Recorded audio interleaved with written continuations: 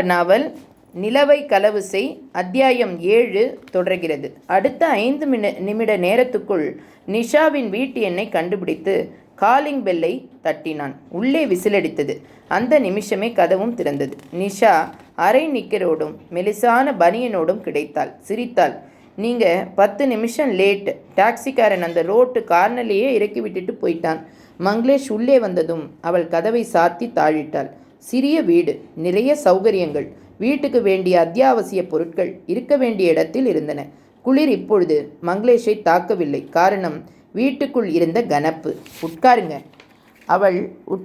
அவன் உட்கார்ந்ததும் நிஷாவும் பக்கத்திலேயே உட்கார்ந்தாள். என்ன முகத்தில் சுரத்தையே காணோம்? கொஞ்ச நேரத்துக்கு முந்தி நவமணி மெட்ராஸிலிருந்து ஃபோன் பண்ணியிருந்தார். சரி, ஜெயவர்தனன் கிட்டே ரிசீவரை கொடு, பேசணும்னு சொன்னார். அடடே, அப்புறம் என்ன? ஆள் பாத்ரூமில் இருக்காருன்னு சொல்லி சமாளிச்சு. குட். என்ன குட்? மறுபடியும் 2 மணி நேரம் கழித்து ஃபோன் பண்ணுறேன், ஜெயவர்தனன் கூட பேசணும்னு சொன்னார். இதுக்கு போயா கவலைப்படுறீங்க? கவலைப்படாமல் இருக்க முடியுமா? நான் ஜெயவர்தனனுக்கு எங்கே போவேன்? என்கிட்ட வரலாமே. நிஷா, நீ என்ன சொல்கிற? ஜெயவர்தனன் நவமணியோடு பேசணும், அவ்வளவுதானே? ஆமாம், பேசுவான். எப்படி? டாக்ஸி டிரைவராக வந்தப்போ நான் பேசிய ஆண் குரல் எப்படி இருந்தது? தத்ரூபம்.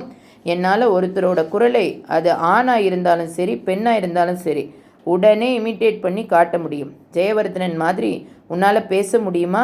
முடியும். என்னால் மட்டும் இல்லை, உங்களாலும் பேச முடியும். எப்படி? நிஷா சுவரின் கண்ணாடி ஷெல்ஃபை சர்ரென்று தள்ளிவிட்டு உள்ளே இருந்த பட்டன் மாதிரியான ஒரு சிறிய பொருளை எடுத்தாள். இந்த மாதிரியான ஒரு பொருளை எப்போவாது பார்த்திருக்கீங்களா மங்களேஷ்? வாங்கி பார்த்துவிட்டு இல்லை என்று தலையாட்டினான். நிஷா தொடர்ந்தாள். இது ஜெர்மானியர்களின் சமீபத்திய கண்டுபிடிப்பு. இந்த சிறிய கருவிக்கு பேர் வாய்ஸ் ஸ்டெப்சிபிள் ரைசர். இது ஒரு சட்டவிரோதமான கருவி. வெளி மார்க்கெட்டில் கிடைக்காது. விலை 1000 மார்க்குகள். இதை எப்படி உபயோகப்படுத்துவது? உபயோகப்படுத்த பழக்கம் வேணும். வாய்ஸ் டெலிஃபலை பற்றின தியரிட்டிக்கல் அறிவு வேணும். சொன்னவள் ஊசி மாதிரியான ஒரு சங்கதியை எடுத்து அந்த பட்டனை திறந்தாள். மங்களேஷிடம் காட்டினாள். உள்ளே ஏதாவது தெரியுதா? ஏதோ கிரே கலரில் புள்ளி புள்ளியாக தெரியுது. அந்த ஷெல்ஃபில் இருக்கிற ஹேண்ட்லைன்ஸை எடுத்து அது வழியாக அந்த கிரே புள்ளிகளை பாருங்க. மங்களேஷ் லென்ஸ் வழியாய் அந்த கிரே புள்ளிகளை பார்த்தான். பிரமித்தான். ஒவ்வொரு கிரே புள்ளியும் ஒரு குட்டி மிஷின் பரபரவென்று இயங்கிக் கொண்டிருந்தன. ஒரு சின்ன கடிகாரம் மாதிரி இருக்கு. ஏறக்குறைய அது மாதிரி தான். இந்த டெலிப்ஸ் ரைசரை நாக்குக்கு கீழே மறைவாய் ஒதுக்கிட்டு ஏறக்குறைய அது மாதிரி தான். இந்த டெசிபிள் ரிசீவரை நாக்குக்கு கீழே மறைவாக ஒதுக்கிட்டு இந்த கண்ட்ரோலரை கையில் வச்சுக்கணும். தீப்பெட்டி சைஸில் இருந்த கண்ட்ரோலரை எடுத்து காட்டினாள். ஆண் குரலில் பேசணுமா? இந்த பட்டனை தொட்டா போதும். பெண் குரலா? இந்த பட்டன். இந்த கருவி வச்சிருக்கிறவங்க எல்லாம் இன்னொருத்தர் மாதிரி உடனே பேசிட முடியாது.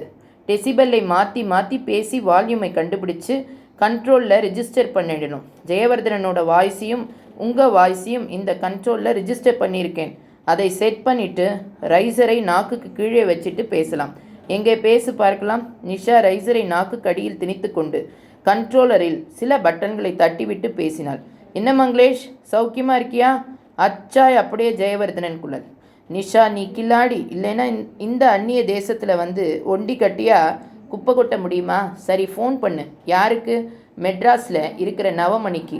ஜெயவர்தன் மாதிரி பேசணும், அவ்வளோதானே? ஆமாம். 2 மணி நேரம் கழித்து அந்த ஆள் ஃபோன் பண்ணுறதுக்குள்ளே நீயே ஃபோன் பண்ணி பேசிடு. வாங்க, பேசிடலாம். பக்கத்து அறைக்கு போனார்கள். அங்கிருந்த டெலிஃபோனில் சென்னையை தொடர்பு கொண்டனர். நவமணி லைனில் கிடைத்தார். நிஷா டெசிபிள் ரைசரின் உதவியால் ஜெயவர்தனனை போல பேசினாள். சார், நான் ஜெயவர்தனன்.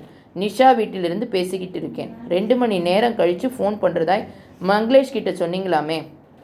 ஆனால் நாங்கள் ஹோட்டலுக்கு திரும்ப சாயந்தரம் ஆகிடும். அதான் நிஷா வீட்டிலேருந்து ஃபோன் பண்ணுறேன். ஏதாவது என்கிட்ட சொல்லணுமா சார்? இல்லை, ஏற்கனவே சொன்ன விஷயந்தான். நிஷாவை பார்த்து பேசிட்டீங்களா? பேசிட்டோம். என்ன சொல்கிறா? 2 நாளில் நிலா கைக்கு வந்துரும்னு சொல்கிறா. எந்த பிரச்சனையும் இருக்காதாமே. இருக்காதுன்னு சொல்கிறா. மங்களேஷ் எங்கே? பக்கத்தில் தான் இருக்கான். பேச சொல்லு. நிஷா ரிசீவரின் வாயை பொத்திக்கொண்டு மங்களேஷை ஏறிட்டாள். மனுஷன் உன்னை பேச சொல்கிறான், நம்ப மாட்டானே. மங்களேஷ் ரிசீவரை வாங்கி ஹலோ என்றான். உன் விளையாட்டுத்தனத்தை எல்லாம் மூட்டை கட்டி வச்சுட்டு காரியத்தில் கண்ணா இருக்கணும். சரி சார். ஜெயவர்தனனை விட்டு பிரியக்கூடாது. 24 மணி நேரமும் அவன் கூடத்தான் இருக்கணும். சரி சார். ரிசீவரை நிஷா கிட்டே கொடு. மங்களேஷ் ரிசீவரின் வாயை பொத்திக்கொண்டு நிஷாவை ஏறிட்டான். உன் கூட பேசணுமாம். வாயில் இருக்கிற டெசிபிள் ரைசரை எடுத்துட்டு பேசு. நிஷா டெசிபிள் ரைசரை உமிழ்ந்து விட்டு ரிசீவரை வாங்கி பேசினாள். ஹலோ, நான் நிஷா. நிஷா, என்னோட ஆட்கள் எப்படி? Very clever. நிலவு எப்போ கைக்கு வரும்? எப்படியும் 2 நாட்கள் ஆயிடும். திட்டத்தை பொறுமையாக செயல்படுத்தணும், இல்லைனா கெட்டுடும். உன் மேலே எனக்கு நம்பிக்கை இருக்குது. அது போதும். மறுபடியும் நாளைக்கு நீயே ஃபோன் பண்ணு. இதே நேரம் பண்ணுறேன். நிஷா ரிசீவரை வைத்து விட்டு பக்கத்தில் நின்றிருந்த மங்களேஷின் தோள் மேல் சாய்ந்தபடி சிரித்தாள். பாவி மனுஷன், ஏமாற போகிறான். நிஷா, எனக்கு ஆச்சரியமாக இருக்குது. எது? கடந்த 2 வருஷ காலமாக பிராங்க்பட்டில் இருந்துகிட்டே கடத்தல் வேலைகளில் நவமணிக்கு ஒத்தாசை பண்ணிக்கிட்டு இருந்த நீ திடீர்னு என்னை காதலிக்க ஆரம்பிச்சது. நிஷா சிரித்தாள். மறுபடியும் ஆச்சரியப்பட்ட